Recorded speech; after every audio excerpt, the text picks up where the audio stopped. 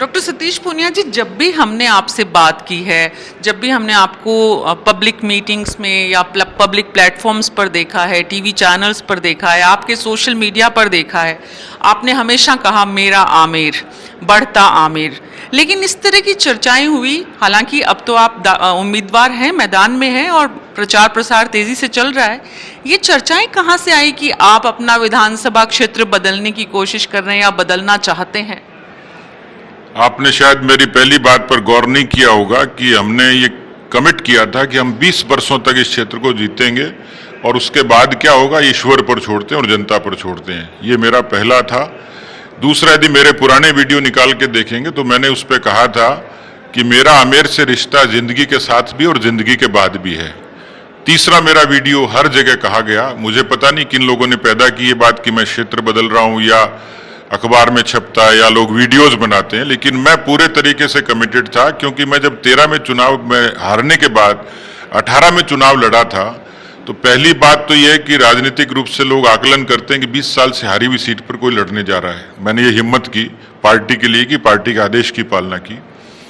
13 में 329 वोटों से हारने के बाद कदाचित मेरे मन में भी निराशा का भाव था कि शायद इलेक्टोरल पॉलिटिक्स में जीत मेरे नसीब में नहीं है।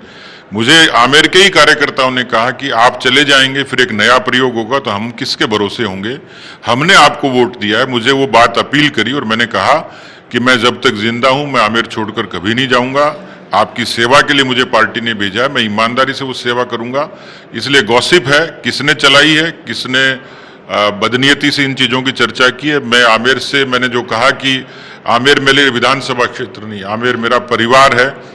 परिवार के मुखिया के नाते, भाई के नाते, बेटे के नाते जो मैं कोरोना में कर पाया, मेरा दावा है। मैं अध्यक्ष था, मैं 200 क्षेत्रों को देखता, 200 विधानसभा क्षेत्रों को देखता था।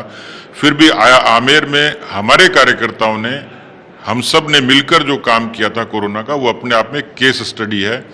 जिन प्रतिकूल परिस्थितियों में सीट जीती है उनको छोड़कर कैसे जा सकता हूं। इसलिए मेरा रिश्ता LIC की पंचलाइन की तरह ही, जिंदगी के साथ भी और जिंदगी के बाद भी।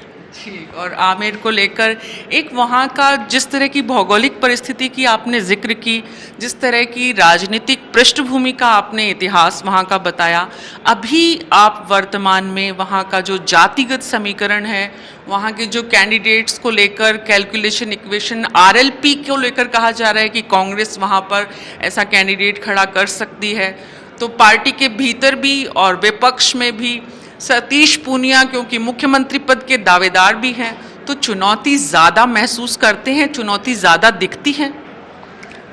देखिए, आखिरी बात को करेक्ट कीजिएगा, मुख्यमंत्री का दावेदार मैं नहीं हूं। आदमी खुद से कभी भी बींद नहीं बनता है। दूसरी बात यह कि मैं किसी मंत्री, मुख्यमंत्री की बजाय आमेर का संतरी बने रहना ज्यादा पसंद करूंगा। तीसरी बात है कि ये आशंकाएं राजनीति में स्वाभाविक हैं कि क्षेत्र टिपिकल है, जातियों का एक गुच्छा है, लोगों की अलग अलग तरीके की सोच है, धारणाएं हैं। मैं उस पर खुलकर बात नहीं करूंगा। इशारा में इतना ही कह सकता हूं कि 2013 का स्टडी करिए कि जिसमें किसी भी बड़ी जाति ने मुझे वोट नहीं दिया था, लेकिन 2018 को देखिए जिसमें 13,500 का अंतर आपको सब अपने आप बयां कर देगा। वो वोट भरोसे का वोट था, वो व्यवहार का था, वो विकास का था, वो विचार का था। और इसलिए मुझे लगता है, इसलिए मैं बार बार कहता हूं, मुझे लगता है कि राजनीतिक रूप से बहुत परिपक्व हूं। मुझे पार्टी ने पूछा तो दीन ईमान से मैंने कहा कि उन्होंने पूछा कि भी आपकी कोई दूसरी मंशा, क्षेत्र बदलना या जो आपके मन में है, तो मैंने कहा कि टिकट तो पार्टी को देना है, लेकिन मेरी पहली और आखिरी प्राथमिकता आमेर है। मैं आमेर से चुनाव लड़ना चाहता हूं, मैं आमेर की जनता की सेवा करना चाहता हूं, आमेर के कार्यकर्ताओं के बीच में रहना चाहता हूं। इसलिए जिसने भी खड़ी की होगी, लेकिन मुझे दूर से दिखाई दे रहा है कि भारतीय जनता पार्टी इस बार एक अच्छे मैंडेट से आमेर में जीत रही है। कोई इक्वेशन हो, कोई खड़ा हो, कोई बैठे, लेकिन यहाँ पार्टी की जीत निश्चित है, 100% निश्चित है।